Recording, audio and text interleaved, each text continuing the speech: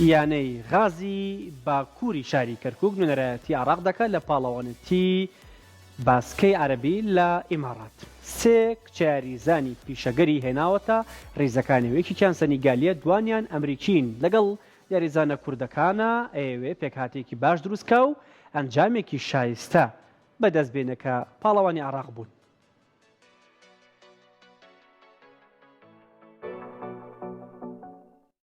سێ کچیاریزانی پیشەگەر پەیوەندی بە باسکەی یانەی غازی باکووری کەرکووکەوە دەکەن. سێ پیشەگەر ئێستا ڕووەکەنە تیمەکانی ئەوێ ڕاگەاندنی یانەی غازی باکووری شاری کەرکووک بڵاوی کردوێتەوە لە بەردەوامی ئامادەکاری و ڕێخستن و بەهێزکردنی تیپی تۆپی باسکەی کچانی یانەکەمان بۆ بەشداریکردن لە پاڵەوانێتی کچانی یانەکانی عەرەب کەوا بڕیارە لە 2 تا 12 2024 لە شارەکەی ئیمارات کێبڕکێکانی بەڕێوە بچێت.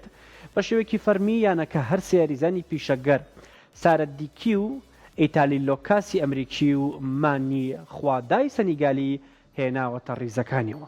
ئەمەش لە کاتێکدایەکە دکتۆر ڕزگار ڕەوف و تیمەکەی کە لە ئەکادیمیای ژیما و هەڵبژاردەی عێراقیشن بە چڕی چەند مانگێکە مەشق دەکەن و دەیانەوێت لەو پاڵەوانێتیدا ئەنجامێکی زۆر باش بەدەست بن. بەهاتنی ئەو سێ پیشەگەرەش ئاستی تیمەکە چاوەڕێکرن بەرز بێتەوە تا لە پاڵەوانێتی یانەکانی عەرەب بتوانن ژمارەیەکی گەورە بن.